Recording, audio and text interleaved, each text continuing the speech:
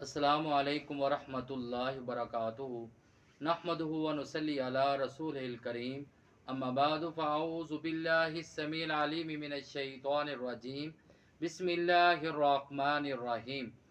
ऐसा घर जिसमें अल्लाह का रहमत का फरिश्ता दाखिल नहीं होता वो कौन सा घर है?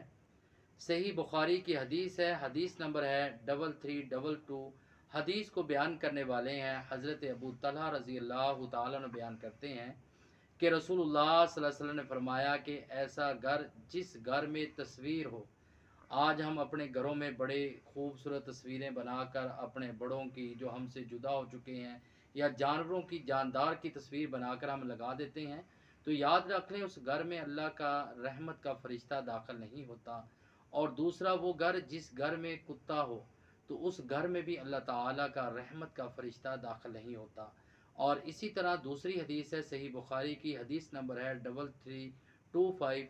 हदीस को बयान करने वाले हज़रत सफ़ियान रज़ी अल्लाह ताला अन्हु बयान करते हैं कि रसूलुल्लाह सल्लल्लाहु अलैहि वसल्लम ने फरमाया, जिसने घर में कुत्ता पाला जिससे किसी को कोई फ़ायदा नहीं है, ना तो वो घर की ना किसी चीज़ की वो रखवाली के लिए है, ना मवेशियों की रखवाली के लिए, ना ज़मीन की रखवाली के लिए है, बल्कि शौक़ के साथ पाला, तो रसूलुल्लाह सल्लल्लाहु अलैहि वसल्लम ने फरमाया उसके सवाब में से हर रोज़ एक किरात सवाब कम हो जाता है। और एक किरात कितना है? और दूसरी हदीस रसूलुल्लाह सल्लल्लाहु अलैहि वसल्लम की है कि एक किरात एक ओहद पहाड़ जितना है।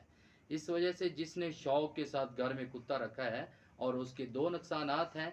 और एक तो ये है कि उस घर के अंदर अल्लाह का रहमत का फरिश्ता नहीं दाखिल होता, और दूसरा हर रोज़ उसके सवाब में से एक किरात सवाब कम होता है। इस वजह से हमें रसूलुल्लाह सल्लल्लाहु अलैहि वसल्लम की बताई गई अहादीस पर अमल करना चाहिए। अल्लाह ताला से दुआ कि अल्लाह ताला हमें इस पर अमल करने की तौफीक अता फ़रमाए। व मा अलैना इल्लल बलागुल मुबीन।